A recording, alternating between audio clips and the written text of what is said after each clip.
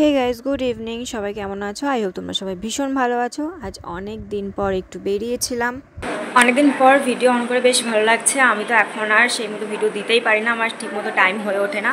তো যে কারণে আজকে আমি ক্যামেরাটা অন করলাম, সেটা হচ্ছে কিছুদিন আগে একটা সকালবেলা আমার সাথে একটা ঘটনা ঘটে যায়। তো সেটা আমি তোমাদের সাথে শেয়ার করেছিলাম। হঠাৎ করে একজন বাড়ির ওপর দোতলা থেকে এক বালতি জল আমাকে টার্গেট করে, আমি তখন সেই ওখান দিয়েই যাচ্ছিলাম, আমাকে টার্গেট করে আমার মাথায় ফেলার চেষ্টা করে। তো সেটা আমার ভীষণ খারাপ লেগেছিলো, সেটা নিয়ে ভীষণভাবে একটা ঝামেলা হয়েছে। এবং আমি ওখানে জানতে পারি ওখানে অনেক সবার সাথেই এরকম জল ফেলা আরও নানান রকমের মানে টর্চারিং আর কি হয়। মানে উনি ইচ্ছে করেই এটা করেন, এটাই আমি জানতে পারি। তো তোমরা স্ক্রিনে একটা কমেন্ট দেখতে পাচ্ছ, আমার এই ভিডিওটাতে অনেকেই অনেক রকম কমেন্ট করেছে। তো এই কমেন্টটা যে করেছে, তোমাকে আমি একটা কথা বলি।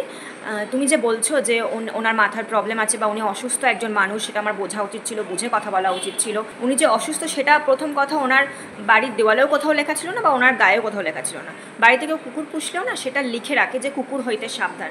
সমস্ত পাবলিক কারোর বাড়িতে যদি কেউ যায়, তো সেটা তারা সতর্ক হয়ে যায় যে হ্যাঁ, এই বাড়িতে কুকুর আছে, আমাকে সাবধানে যেতে হবে, বা আমাকে বাইরে থেকে সেইভাবে ডাকতে হবে। প্রথমত এটা তো ছিলই না। দ্বিতীয় ব্যাপার হচ্ছে, রাস্তার ওপরে ওইভাবে পাবলিক প্লেসের মধ্যে জল ফেলার কোনো নিয়ম নেই। উনি এরকমভাবে যে ইচ্ছে করে যে জল ফেলছে, উল্টে আবার গালিগালাজ করছেন, ভীষণ রাফ ভাষা বলছেন, এটা তো একদমই উচিত না। তুমি যেটা বলেছো কমেন্টে, যে আমার বাড়ির লোকের যদি এরকম ইনসিডেন্ট হতো, বা এরকম কেউ যদি এরকম পাগল বা এরকম মাথার প্রবলেম যদি কেউ থাকতো, তাহলে তুমি কি করতে? তুমি কখনো ছেড়ে রাখতে পারতে না? এরকম তুমি অনেক কিছুই বলেছো। তা তোমাকে বলি, আমার বাড়ির লোকের যদি কারোর এরকম প্রবলেম থাকতো, আমি তাকে অবশ্যই সেই রকম ট্রিটমেন্টে রাখতাম। এবং আমি এটা দেখতাম যে আমার বাড়ির লোকের জন্য কোনো পাবলিকের কোনো যেন ক্ষতি না হয়, সেটা আমি সব সময় লক্ষ্য রাখতাম। তো ওনার বাড়ির যদি ওই মহিলার যদি ওনার যদি এতই মাথার প্রবলেম বা কোনো যদি মেন্টাল সেরকমই গুরুতর যদি প্রবলেম থাকে, তো সেটা ওনার বাড়ির লোকে দেখা উচিত, ওনাকে সেইভাবে রাখা উচিত। সাধারণ মানুষ ওখান দিয়ে যাবে, রাস্তা ওটা একটা, ওখান দিয়ে স্কুল কলেজ অফিস যাত্রী সবাই যাবে। তো হঠাৎ সবাই একটা স্কুল ইউনিফর্ম পরে একজন পরীক্ষা দিতে যাচ্ছে বা একজন অফিস যাচ্ছে, তার মাথায় হঠাৎ করে এরকমভাবে একটা নোংরা জল কেউ ফেলে দিল, এটা কখনো কেউই মেনে নেবে না।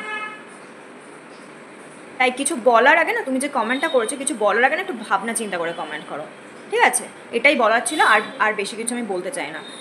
এই ধরনের যে সমস্ত মানুষরা যেরকম কাজকর্মগুলো করে আর কি, পায়ে পা লাগিয়ে ঝগড়া করা, মানে সকালবেলা ঘুম থেকে উঠে এনাদের ঝগড়া না করলে আর কি ভাত হজম হয় না, খাবার হজম হয় না, শান্তি পায় না, এই টাইপের মহিলাদেরকে আমি একদমই পছন্দ করি না।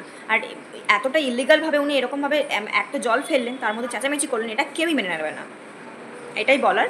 তো যাই হোক, যারা ওই রাস্তা দিয়ে যাতায়াত করো তারা ভীষণ সাবধানে যাতায়াত করো। জানি না আজকে আমার সাথে হয়েছে, কাল আবার কার সাথে হবে।